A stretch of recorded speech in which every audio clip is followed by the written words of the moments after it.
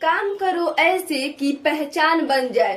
काम करो ऐसे कि पहचान बन जाए। चलो ऐसे कि निशान बन जाए। अरे जिंदगी तो हर कोई काट लेता है। अरे जिंदगी तो हर कोई काट लेता है। अगर दम है तो जियो ऐसे कि मिसाल बन जाए, मिसाल बन जाए। जय हिंद। इतिहास के चौथे वीडियो यानी नवपाषाण काल के क्लास में आप सभी का स्वागत है। नवपाषाण काल पढ़ने से पहले हम आपको ये बता देते हैं कि हम पढ़ क्या रहे हैं। एक बार इन सब का स्ट्रक्चर दिखा देते हैं कि हम पढ़ क्या रहे हैं, ताकि आपके माइंड में सब कुछ फिर से आ जाए। और जो कुछ भी हम अब तक पढ़े हुए हैं उससे कुछ क्वेश्चंस पूछ लेते हैं, ताकि आपको अंदाजा लग जाए कि आपको क्या याद है और क्या याद नहीं है, अभी कितना पढ़ने का और आवश्यकता है। जैसा कि आप ये कई बार सुन चुके हैं, इतिहास को 3 कालखंडों में बांटा गया है। प्राग ऐतिहासिक, आद्य ऐतिहासिक, ऐतिहासिक। आप ये बहुत बार सुन चुके हैं, मुझे बताने में भी अजीब लग रहा है, फिर भी एक बार बताना जरूरी है। इतिहास को 3 कालखंडों में बांटा गया है। प्राग ऐतिहासिक, आद्य ऐतिहासिक, ऐतिहासिक। प्राग ऐतिहासिक को इंग्लिश में प्री हिस्टोरिक पीरियड कहते हैं। आद्य ऐतिहासिक को इंग्लिश में पोस्ट हिस्टोरिक पीरियड कहते हैं, जबकि ऐतिहासिक काल को इंग्लिश में हिस्टोरिकल पीरियड या हिस्ट्री कहा जाता है। अभी हम प्राग ऐतिहासिक पढ़ रहे हैं। प्राग ऐतिहासिक के अंतर्गत हम पूरा पाषाण काल और मध्य पाषाण काल पढ़ चुके हैं। इस वीडियो में हम नवपाषाण काल पढ़ने वाले हैं, लेकिन पूरा पाषाण काल, मध्य पाषाण काल से संबंधित कुछ चीजों को आपको बता देते हैं जो कि हम पहले पढ़ चुके हैं। अगर आप विस्तार में पढ़ना चाहते हैं तो पहले का 3 क्लास जाकर, यानी 3 वीडियो जाकर जो अपलोड है उसे देखिए। यहाँ पे हम सिर्फ संक्षेप में बता रहे हैं आपको। नवपाषाण काल को विस्तार में पढ़ेंगे, क्योंकि मुख्य रूप से हम यहाँ पे नवपाषाण काल के बारे में पढ़ने वाले हैं। प्राग ऐतिहासिक। प्राग ऐतिहासिक जो है वो इतिहास का वह कालखंड है जिसकी जानकारी पुरातात्विक वस्तुओं के आधार पर मिलती है। इसकी जानकारी के लिए किसी भी तरह का लिखित साक्ष्य उपलब्ध नहीं है। आखिर लिखित साक्ष्य उपलब्ध क्यों नहीं है? क्योंकि प्राग ऐतिहासिक काल में प्रारंभिक मानव को रखा गया है, और प्रारंभिक मानव जो थे वो पढ़ना लिखना नहीं जानते थे। तो पढ़ना लिखना तो जानते नहीं थे, इसलिए कुछ लिख कर गए नहीं है, और वो कुछ लिख कर नहीं गए हैं, इसलिए यहाँ से लिखित साक्ष्य नहीं मिला हुआ है। उनके द्वारा प्रयोग में एवं उपयोग में लाई गई वस्तु ही मिली है, जिसे हम पुरातात्विक वस्तु कहते हैं। इसके आधार पर इतिहासकार अनुमान लगाए हैं प्राग ऐतिहासिक काल में कौन कौन सी घटना घटी हुई है। प्राग ऐतिहासिक काल को पाषाण काल भी कहा जाता है। पाषाण का अर्थ पत्थर होता है। प्राग ऐतिहासिक काल के जो मानव थे उनका जीवन पूरी तरह से पत्थरों पर आश्रित था। उनका जीवन जो था वो अत्यधिक पत्थरों पर आश्रित था, इसलिए इस काल को पाषाण काल ही कह दिया गया। पाषाण काल के जो मानव थे, यानी प्राग ऐतिहासिक काल के जो मानव थे, वो पत्थरों के गुफाओं में रहते थे, पत्थरों की सहायता से शिकार करते थे, पत्थरों के औजार एवं हथियार का प्रयोग करते थे, यानी बहुत सारे कामों में पत्थरों का प्रयोग करते थे, जिस कारण से इस काल को पाषाण काल कहा गया है। प्राग ऐतिहासिक काल की जानकारी सबसे पहले रॉबर्ट ब्रूस फुट दिए हुए थे। चूंकि प्राग ऐतिहासिक काल की जानकारी सबसे पहले रॉबर्ट ब्रूस फुट दिए थे, इसलिए प्राग ऐतिहासिक काल के जनक रॉबर्ट ब्रूस फुट को जाना जाता है। प्राग ऐतिहासिक काल के जनक के रूप में रॉबर्ट ब्रूस फुट को जाना जाता है। प्राग ऐतिहासिक को जैसे पाषाण काल कहा गया है, ठीक उसी प्रकार आद्य ऐतिहासिक को कांस्य युग कहा गया है, क्योंकि आद्य ऐतिहासिक काल में ही कांसा का खोज हुआ था। ऐतिहासिक काल को लौह युग कहा गया है, क्योंकि ऐतिहासिक काल में लोहा की खोज हुई थी। ऐतिहासिक काल के अंतर्गत वैदिक काल आता है, और वैदिक काल में उत्तर वैदिक काल आता है। उत्तर वैदिक काल में ही लोहा की खोज हुई थी, इस कारण से ऐतिहासिक काल को लौह युग कहा जाता है। आद्य ऐतिहासिक के अंतर्गत हम सिंधु घाटी सभ्यता के बारे में पढ़ेंगे, जबकि ऐतिहासिक काल के अंतर्गत प्राचीन इतिहास, मध्य इतिहास और आधुनिक इतिहास के बारे में पढ़ेंगे। चलिए अब ये देखते हैं पाषाण काल के अंतर्गत हम क्या पढ़ रहे हैं। पाषाण काल को 4 भागों में बांटा गया है। पूरा पाषाण काल, मध्य पाषाण काल, नवपाषाण काल, ताम्रपाषाण काल। पूरा पाषाण काल को इंग्लिश में पैलियोलिथिक पीरियड कहा जाता है। मध्य पाषाण काल को इंग्लिश में मेसोलिथिक पीरियड कहा जाता है, जबकि नव पाषाण काल को इंग्लिश में नियोलिथिक पीरियड कहा जाता है और ताम्र पाषाण काल को इंग्लिश में चालकोलिथिक पीरियड कहा जाता है। इस चारों काल में हम पूरा पाषाण काल और मध्य पाषाण काल को विस्तार में पढ़ चुके हैं। पूरा पाषाण काल के अंतर्गत हम देखे थे कि पूरा पाषाण काल जो है वो 25 लाख से 12,000 ईसा पूर्व के समय को माना गया है। ये सबसे लंबा कालखंड था क्योंकि इसमें सबसे प्रारंभिक मानव को रखा गया था। पूरा पाषाण काल में सबसे प्रारंभिक मानव को रखा गया है जिन्हें आदि मानव कहा जाता था। तो पूरा पाषाण काल के अंतर्गत आने वाले मानव को आदि मानव, आखेटक और खाना बदोश कहा जाता था। आप सोच रहे होंगे कि इस चीज को हम लिखे क्यों नहीं है। इसलिए नहीं लिखे हैं क्योंकि हम पिछले वीडियो में लिख कर सब कुछ बता चुके हैं। यहाँ पर बस आपको याद दिला रहे हैं कि ये सब चीज हम पढ़ चुके हैं। अगर आपको याद है तो अच्छी बात है और नहीं याद है तो आपको वीडियो देखने की जरूरत है। पूरा पाषाण काल के मानव को अखेटक यानी शिकारी कहा गया। अखेट का अर्थ होता है शिकार और शिकार करने वाले को शिकारी कहा जाता है, यानी अखेट करने वाले को अखेटक कहा जाता है। पूरा पाषाण काल के मानव को खाना बदोश भी कहा गया। खाना बदोश का अर्थ होता है खाद्य संग्राहक। खाद्य संग्राहक यानी उनके जीवन का एकमात्र उद्देश्य होना पेट का भर जाना। जैसे जानवरों की तरह, जानवरों के जीवन का उद्देश्य क्या है? पेट भर जाना। क्या उनका जीवन का उद्देश्य आपके तरह बीपीएससी, यूपीएससी निकलने का नहीं न है? जैसे छोटे बच्चों का जीवन, छोटे बच्चे जो नवजात शिशु होते हैं उनके जीवन यानी जब उस पीरियड में होते हैं, नवजात शिशु होते हैं, तब उनको बस अपने पेट भर जाने से मतलब होता है। ठीक इसी प्रकार पूरा पाषाण काल के मानव थे, जिसके कारण पूरा पाषाण काल के मानव को खाना बदोश कहा गया है। पूरा पाषाण काल के मानव को आदि मानव भी कहा गया है क्योंकि सबसे प्रारंभिक मानव को पूरा पाषाण काल में रखा गया था। पूरा पाषाण काल इतिहास का सबसे लंबा कालखंड माना गया है। देखिएगा 25 लाख से 12,000 ईसा पूर्व के समय को पूरा पाषाण काल माना गया है। 25 लाख के सामने 12,000 जो है कम ही है, यानी 25 लाख हम मान सकते हैं ना। लगभग 25 लाख तक के समय को पूरा पाषाण काल कहा गया है, यानी सबसे लंबा कालखंड पूरा पाषाण काल। पूरा पाषाण काल के मानव की सबसे बड़ी उपलब्धि थी आग की खोज। पूरा पाषाण काल के जो मानव थे उन्होंने शिकार के क्रम में ही आग की खोज की, जो उनकी सबसे बड़ी उपलब्धि थी। प्रारंभ में आग का प्रयोग वे भोजन पकाने के लिए नहीं करते थे। आप अभी जैसे आग का प्रयोग भोजन पकाने के लिए करते हैं, वैसे उस समय के मानव नहीं करते थे क्योंकि उस समय उन्हें आग का उतना ज्ञात नहीं था। आग का प्रयोग वे किए थे ठंडी से बचने के लिए, ठंडे के दिनों में सर्दी से बचने के लिए आग का प्रयोग करते थे और जानवरों को भगाने में करते थे। अपनी आत्मरक्षा के लिए आग का प्रयोग करते थे और रोशनी के लिए आग का प्रयोग करते थे। लेकिन यही मानव जब नव पाषाण काल में आता है और धीरे धीरे प्रयोग करते करते जान जाता है कि इसका प्रयोग हम भोजन पकाने में भी कर सकते हैं, तो नव पाषाण काल के मानव आग का प्रयोग भोजन पकाने में करने लगे। अब आता है मध्य पाषाण काल। पूरा पाषाण काल में हम कुछ महत्वपूर्ण स्थल को भी देखे थे जो कि यहाँ पे बताना संभव नहीं है। आप जाकर उस वीडियो को ही देख लीजिए, वहां पे सब कुछ बताया गया है। मध्य पाषाण काल का समय 12,000 से 5,000 ईसा पूर्व के समय को माना गया है।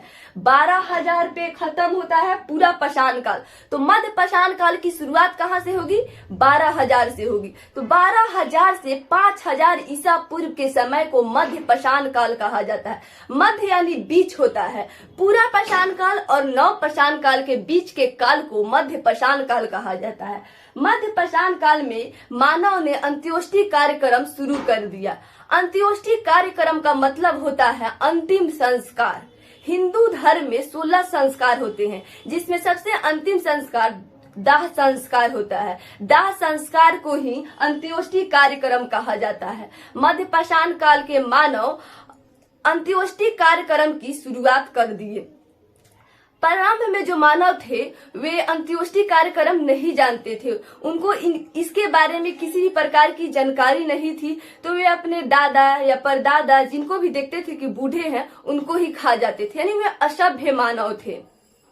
लेकिन मध्य पाषाण काल में आते ही ये कुछ हद तक सभ्य बन गए और अंत्योष्टि कार्यक्रम की शुरुआत कर दी, यानी अंतिम संस्कार करना प्रारंभ कर दिया। तो मध्य पाषाण काल के मानव अंत्योष्टि कार्यक्रम की शुरुआत किए। मध्य पाषाण काल के जो मानव थे वे छोटे छोटे पत्थरों से बने हथियार का प्रयोग करते थे। छोटे छोटे पत्थरों से बने हथियार का प्रयोग करने की वजह से मध्य पाषाण काल को माइक्रोलिथ कहा गया है। आप इसको हमेशा याद रखिएगा, माइक्रोलिथ किस काल को कहा गया है? मध्य पाषाण काल को। छोटे छोटे पत्थरों के हथियार का प्रयोग करने के कारण मध्य पाषाण काल को माइक्रोलिथ कहा गया है। माइक्रो का मतलब होता है छोटा और लिथ का मतलब होता है पत्थर, इसलिए मध्य पाषाण काल को माइक्रोलिथ कहा गया है। पूरा पाषाण काल के जो मानव थे वो बड़े बड़े पत्थरों का प्रयोग करते थे, बड़े बड़े पत्थरों से बने औजार एवं हथियार का प्रयोग करते थे। वे क्वार्टजाइट, सल्क, ब्लेड इत्यादि से बने हथियारों का प्रयोग करते थे, जबकि मध्य पाषाण काल के मानव छोटे छोटे पत्थरों से बने हथियार का प्रयोग करते थे। वही नव पाषाण काल के मानव जो थे वो इससे भी अधिक, मध्य पाषाण काल से भी अधिक सूक्ष्म और तेज धारदार हथियार का प्रयोग करने लगे। मध्य पाषाण काल में ही पशुपालन की शुरुआत माना गया है। आमतौर पर आप बुक में देखते होंगे कि देता होगा कृषि की शुरुआत और पशुपालन की शुरुआत नव पाषाण काल में हुई है, लेकिन पशुपालन का साक्ष्य जो है वो मध्य पाषाण काल में ही मिलना शुरू हो गया। इस तरह का क्वेश्चन, यानी एकदम डीपली से क्वेश्चन पीसीएस एग्जाम में पूछता है, तो आपको ये याद रखना है पशुपालन की शुरुआत मध्य पाषाण काल से ही माना गया है। आपसे प्रश्न पूछा जाएगा पशुपालन का प्रारंभ में पशुपालन का साक्ष्य कहाँ से मिला है? मध्य पाषाण काल से। वहां पे हम आपको बताए भी थे कि जो पशुपालन का साक्ष्य मिला हो किस स्थान से मिला था? आदमगढ़, बागौर, सराय बहादुरगढ़, इस 3 जगह से मध्य पाषाण काल में पशुपालन का साक्ष्य मिला हुआ है।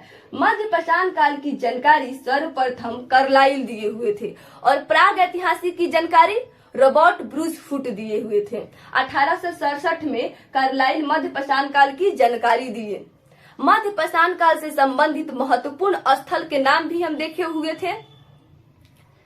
अब आता है नव पाषाण काल, जो कि इस वीडियो में हम नव पाषाण काल ही अच्छे से पढ़ने वाले हैं। नव पाषाण काल को इंग्लिश में नियोलिथिक पीरियड कहा जाता है। जरा आप नाम समझिएगा, पूरा पाषाण काल, पूरा का अर्थ होता है पुराना, यानी वैसा पाषाण काल जो सबसे पुराना था, सबसे प्राचीन था, उसे पूरा पाषाण काल कहा गया। मध्य पाषाण काल, मध्य का अर्थ होता है बीच, यानी वैसा पाषाण काल जो बीच में आता है। किसके बीच में आता है? पूरा पाषाण काल और नव पाषाण काल के बीच में आता है। नव पाषाण काल में नव का अर्थ होता है नया, जैसे कि आप 1 जनवरी को बोलते हैं ना, नव वर्ष की हार्दिक शुभकामनाएं, यानी नए वर्ष की हार्दिक शुभकामनाएं। ठीक उसी प्रकार नव पाषाण काल में नव का अर्थ होता है नया, यानी वैसा पाषाण काल जो सबसे नया है, यानी सबसे बाद का है। और बाद के लिए एक शब्द का प्रयोग किया जाता है, वो शब्द है उत्तर। तो हम नव पाषाण काल को उत्तर पाषाण काल भी कह सकते हैं ना। नव का अर्थ हुआ नया, यानी सबसे बाद का पाषाण काल, और उत्तर का अर्थ होता है बाद। उत्तर और पूर्व ये शब्द आप सुनते होंगे। पूर्व का अर्थ होता है पहले और उत्तर का अर्थ होता है बाद, यानी नव पाषाण काल को हम उत्तर पाषाण काल भी कह सकते हैं। इसे इंग्लिश में नियोलिथिक पीरियड कहा जाता है। इतिहास के त्रियुगीन विभाजन क्रिश्चियन थॉमसन किए हुए थे। ये भी आपको हम बोले थे याद करने के लिए, त्रियुगीन विभाजन ये कैसे किए हुए थे? इतिहास से हमें जो भी पुरातात्विक वस्तु मिला है उसी पुरातात्विक वस्तु के आधार पर ये इतिहास का विभाजन किए हुए थे। जैसे जहां पत्थर मिला उसे पाषाण काल कहा, जैसे प्राग ऐतिहासिक में पत्थर मिला तो उसे पाषाण काल कहा।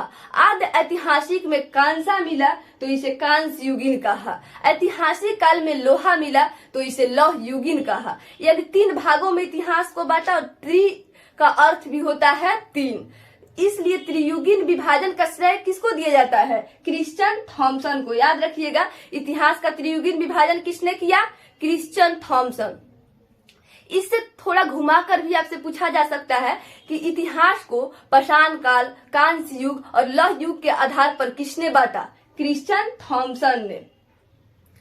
भारतीय पुरातत्व का जनक अलेक्जेंडर कनिंघम को माना गया है। आप इसको याद कर लीजिएगा, भारतीय पुरातत्व का जनक अलेक्जेंडर कनिंघम को माना गया है।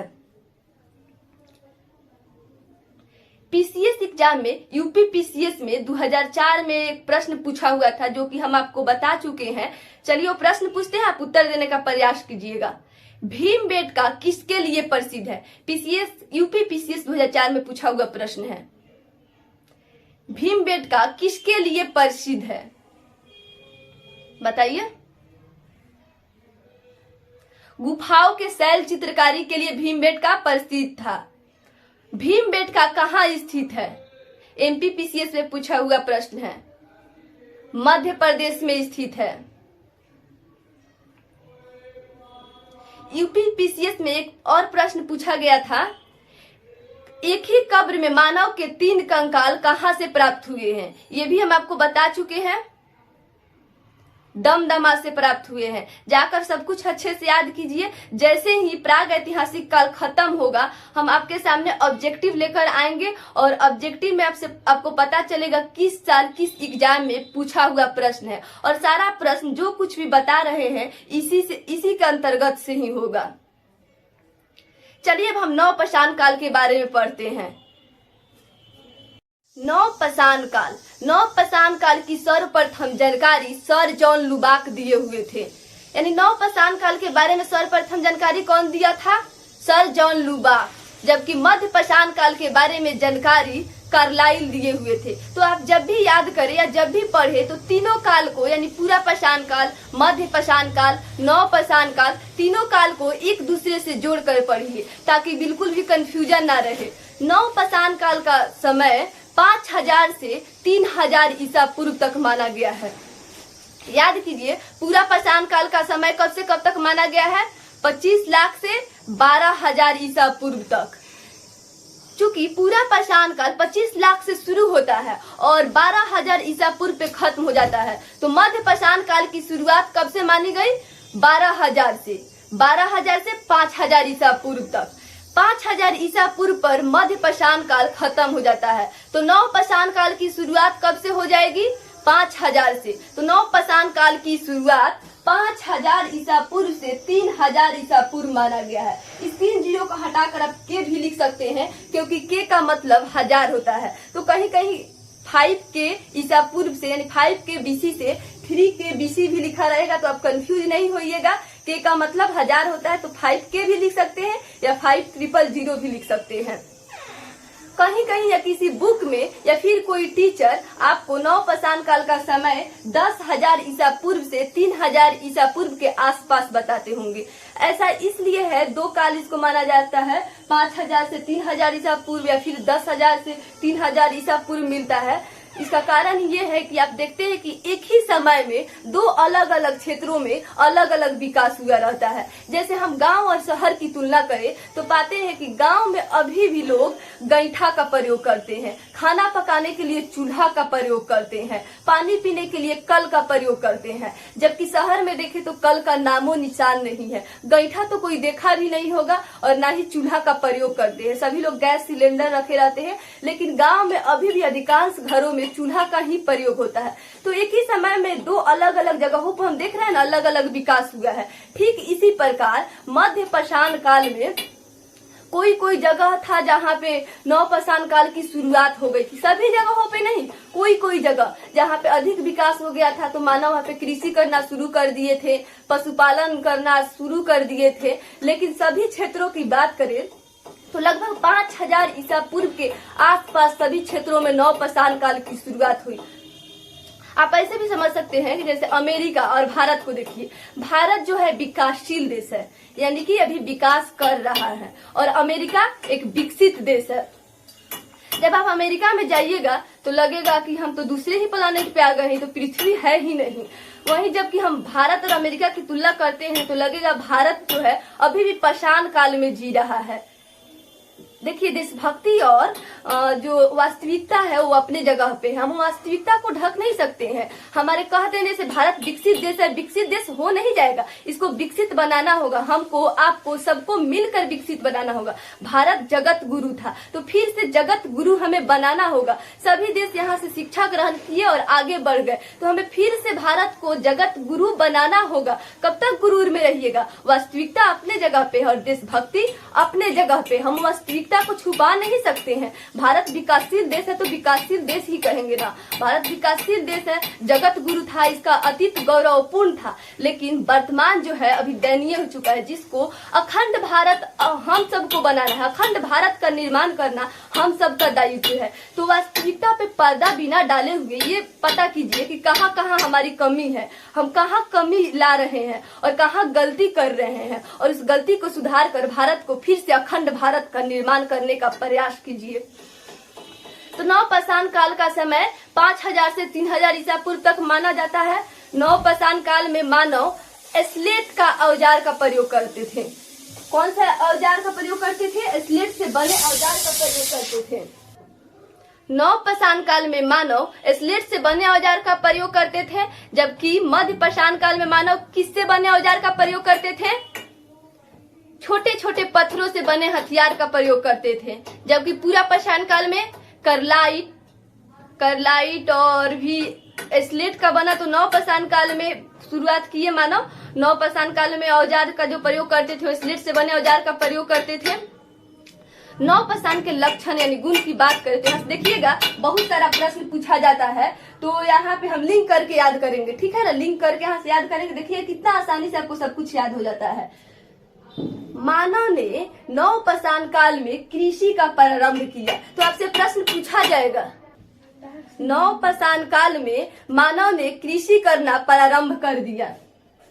व्यवस्थित ढंग से कृषि की शुरुआत नवपाषाण काल में हुई। तो अब कृषि की शुरुआत हो गई तो आवास को स्थायी बनाना होगा ना। आप देखते होंगे कि हम जहाँ पे कृषि करते हैं वहीं पे आसपास घर बनाना पड़ता है। अगर आप सोचेंगे अमेरिका में रहकर भारत में कृषि कर ले तो ये पॉसिबल नहीं है। कृषि करने के लिए आपको वहीं पे रहना होगा। अमेरिका में रहकर भारत में कृषि करने का सोचिएगा तो पता चलेगा आपका खेत कोई और बो रहा है, कोई और जोत रहा है, और आने पर फिर झगड़ा भी हो सकता है। तो ये कोई मतलब बिजनेस नहीं है कि आप अमेरिका में रहकर भारत में कर सकते हैं, भारत में रहकर अमेरिका में कर सकते हैं। कृषि करने के लिए आवास को अस्थायी बनाना पड़ता है। तो मानव कृषि का जब शुरुआत कर दिए तो अब क्या करेंगे? आवास को अस्थायी बनाएंगे ना। तो आवास को अस्थायी बनाए, यानी नवपाषाण काल में मानव का आवास अस्थायी हुआ। याद रखिएगा, प्रश्न पूछा जाएगा, आवास, मानव का आवास अस्थायी कब हुआ? नवपाषाण काल में। कृषि की शुरुआत नवपाषाण काल में, आग की खोज पूरा पाषाण काल में। अब मानव का आवास भी अस्थायी हो गया, कृषि भी करने लगा और अपने घरों में झोपड़ी बना के, पहले जो मानव था वो पेड़ों के नीचे रहता था, वृक्ष के नीचे या फिर गुफाओं में रहता था, लेकिन धीरे धीरे अब मानव झोपड़ी बनाकर रहने लगा। तो अपने झोपड़ी में अनाज भी लाने लगा। लेकिन जब वो शिकार करने जाता था या फिर कृषि करने जाता था तो घर पे रहना चाहिए ना कोई देखने के लिए, सामान को देखने के लिए, क्योंकि वो लोग भी एक कॉलोनी में रहते थे। जैसे कि मान लीजिए ये कॉलोनी हुआ तो यहाँ पे कुछ लोग रह रहे हैं, यहाँ पे कुछ लोग रह रहे हैं, यहाँ पे कुछ लोग रह रहे हैं और यहाँ पे कुछ लोग रह रहे हैं, यानी सभी लोग झोपड़ी बना के रहते थे। उस समय ऐसा नहीं था कि औरत घर में रहेगी और जो जेंट्स होंगे, लड़के होंगे, वो बाहर कमाने जाएंगे। उस समय ये भेदभाव नहीं था। उस समय था कि महिला और पुरुष दोनों ही काम करने जाते थे, दोनों ही आत्मनिर्भर थे, दोनों ही शिकार करने, दोनों ही कृषि करने जाते थे। तो मान लीजिए यहाँ से जो इस घर के लोग कृषि करने या फिर शिकार करने बाहर चलेगा और इनके घर में तो सामान भी है, अनाज भी है, तो यहाँ के लोग इसको चुरा के ला सकते हैं ना। यहाँ के लोग इसको क्या कर सकते हैं? चुरा के ला सकते हैं। तब उनके दिमाग में आया कि अब हमें पशुओं को पालना चाहिए, किसी को न किसी को रखना चाहिए और ऐसा पशु होना चाहिए जो हमारे फसलों की रक्षा कर सके और हमारी मदद कर सके। तो नवपाषाण काल में ही मानव पशुओं को पालना शुरू कर दिया।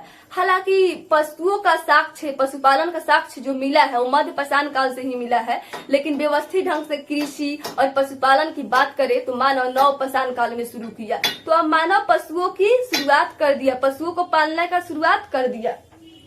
कृषि किया तो आवास अस्थायी हुआ, आवास अस्थायी हो गया तो पशुओं को पालना शुरू कर दिया। सबसे पहले मानव ने कुत्ता को पालतू बनाया। आप हर जगह ये पढ़े होंगे, मानव ने सबसे पहले किस जानवर को पालतू बनाया? कुत्ता को पालतू बनाया। मानव ने सबसे पहले कुत्ता को पालतू बनाया। अब कुत्ता को पालतू भी बना लिए, अब उनके पास अनाज भी आ रहा है, लेकिन अनाज लाने में एक प्रॉब्लम होता था। हाथ में वो कब तक लाएंगे अनाज? हाथ में कब तक लाएंगे? कैसे खाएंगे? तो फिर उन्होंने सोचा अब हमें बर्तन बनाना चाहिए। तो मिट्टी के बर्तन को उन्होंने मिट्टी से कुछ मतलब मोड़ मारकर बर्तन जैसे बनाया, जिसे मृदभांड कहा जाता है। मिट्टी के बने बर्तन को मृदभांड कहा जाता है, जिसको आप मनका भी कह सकते हैं। तो मृदभांड और मनका का प्रयोग किया गया नवपाषाण काल में। ये प्रश्न आपसे पूछा जाएगा, नवपाषाण काल में किस मृदभांड का प्रयोग किस काल में किया गया? नवपाषाण काल में। अब मृदभांड का भी खोज हो गया, मृदभांड मानव बना लिया, पशुओं को भी पालने लगा। अब प्रॉब्लम आता था मानव को एक जगह से दूसरी जगह जाने में, तो उन्होंने पहिया का खोज किया। आपको पता ही है आवश्यकता आविष्कार की जननी है। तो जब उनको आवश्यकता पड़ा एक जगह से दूसरी जगह जाने के लिए, तो पहिया का खोज किए। पहिया का खोज किस काल में हुआ? नवपाषाण काल में हुआ। अब इतने सारे खोज कर दिए तो प्रारंभिक मानव रहे नहीं, वो तो आदि मानव अब कहलाएंगे नहीं। वो अब हमारे तरह ही होगा, कृषि करने लगे, पशुओं को पालने लगे, घरों में रहने लगे, बर्तन बनाने लगे, पहिया का खोज कर लिया। तो इस मानव को होमोसेपियंस कहा गया। यानी मानव का वैज्ञानिक नाम क्या है? होमोसेपियंस है। और होमोसेपियंस की शुरुआत किस काल से हुई है? नवपाषाण काल से हुई है। तो याद रखिएगा, होमोसेपियंस की शुरुआत नवपाषाण काल से हुई है। अब कृषि से संबंधित कुछ प्रश्न पूछा जाता है, जैसे कृषि की शुरुआत कब की गई थी, कहाँ की गई थी, सबसे पहले कृषि में किस फसल को उपजाया गया था, और कृषि जो है कहाँ की गई थी। इन सब से संबंधित कुछ प्रश्न पूछा जाता है। चलिए उसको भी देख लेते हैं। एक बार इसको और बता देते हैं। नवपाषाण काल की सर्वप्रथम जानकारी, सर जॉन लुबाक। इसका काल 5000 से 3000 ईसा पूर्व। औजार स्लेट से बने औजार का प्रयोग करते थे। नवपाषाण काल में कृषि की शुरुआत की गई। कृषि की शुरुआत होने के बाद मानव का आवास अस्थायी हो गया। उसके बाद मानव पशुओं को पालने लगा। सबसे पहले कुत्ता को पालतू बनाया और अनाज को रखने के लिए मृदभांड का प्रयोग किया, और उसके बाद पहिया का खोज किया। होमोसेपियंस की शुरुआत नवपाषाण काल से माना गया है। चलिए अब कृषि से संबंधित कुछ क्वेश्चन को देख लेते हैं। सर्वप्रथम कृषि की शुरुआत 7000 ईसा पूर्व की गई थी। सर्वप्रथम कृषि की शुरुआत 7000 ईसा पूर्व की गई थी। कृषि की शुरुआत नवपाषाण काल में हुई थी, और कब हुई थी? 7000 ईसा पूर्व। अब सवाल उठता है ना कि कृषि की शुरुआत, सबसे पहले जो कृषि की शुरुआत हुई वो कहाँ हुई? तो सबसे पहले कृषि की शुरुआत पाकिस्तान में हुई। पाकिस्तान में मेहरगढ़ नामक जगह पे हुई। सबसे पहले कृषि की शुरुआत मेहरगढ़ में की गई। मेहरगढ़ जो है वो सुलेमान एवं किरथर पहाड़ियों के बीच स्थित है। तो आप पहाड़ी के नाम और जगह का नाम याद रखिएगा। कृषि की शुरुआत कब की गई? नवपाषाण काल में। किस चीज की कृषि की गई? सबसे पहले कृषि जौ की गई थी, उसके बाद गेहूं की कृषि की गई थी। आप बचपन से ही बुक में पढ़ते आ रहे होंगे, सर्वप्रथम कृषि गेहूं की गई थी। एक्चुअली सर्वप्रथम कृषि जौ की गई थी, उसके बाद गेहूं की गई थी। अगर जौ ऑप्शन में नहीं रहेगा तब आप गेहूं को सही कीजिएगा। अगर दोनों ऑप्शन में रहेगा तो आपको जौ को सही करना पड़ेगा। ऐसा क्वेश्चन पीसीएस एग्जाम में ही पूछता है। और ऐसे जो ग्रुप डी एवं ग्रुप सी से पूछेगा तो उसमें तो गेहूं ही ऑप्शन में देगा। तो नवपाषाण काल में कृषि की शुरुआत हुई। सबसे पहले कृषि 7000 ईसा पूर्व पहले की गई थी। सबसे पहले कृषि सुलेमान एवं किरथर पहाड़ियों के बीच की गई थी, जो मेहरगढ़ में की गई थी। सुलेमान एवं किरथर पहाड़ियों के बीच स्थित मेहरगढ़ में की गई थी। सर्वप्रथम कृषि जौ की गई थी, उसके बाद गेहूं की गई थी। तो ये था कृषि से संबंधित कुछ प्रश्न। नवपाषाण काल को मेगालिथ के नाम से जाना जाता है। जैसे मध्यपाषाण काल को माइक्रोलिथ के नाम से जाना जाता है, ठीक उसी प्रकार नवपाषाण काल को मेगालिथ कहा जाता है। तो आखिर से मेगालिथ क्यों कहा जाता है? मेगा का अर्थ होता है बड़ा और लिथ का अर्थ होता है पत्थर। नवपाषाण काल में ही विशाल शवों का ढेर मिला था, जो कि पत्थरों से घिरा हुआ था। विशाल शवों का ढेर मिलने के कारण नवपाषाण काल को मेगालिथ कहा जाता है। मध्यपाषाण काल में अंत्योष्टि कार्यक्रम शुरू किया गया था, यानी अंतिम संस्कार मानव ने मध्यपाषाण काल में शुरू किया। तो चूंकि अंत्योष्टि कार्यक्रम मध्यपाषाण काल में शुरू किया गया, तो सभी शव कहाँ मिलेंगे? शव का ढेर किस काल में मिलेगा? नवपाषाण काल में ही न मिलेगा। तो नवपाषाण काल में विशाल शव का ढेर मिला, जो कि पत्थरों से घिरा हुआ था, इसलिए इस काल को मेगालिथ कहा गया है। आप इसको अच्छे से याद रखिएगा। मध्यपाषाण काल को माइक्रोलिथ, नवपाषाण काल को मेगालिथ कहा गया है। कृषि की शुरुआत नवपाषाण काल में कब की गई थी? 7000 ईसा पूर्व। सबसे पहले कृषि कहाँ की गई थी? सुलेमान एवं कीथर पहाड़ियों के बीच स्थित मेहरगढ़ में। किस फसल की कृषि की गई थी? जौ की कृषि सर्वप्रथम की गई थी। इसके बाद गेहूं की कृषि की गई थी।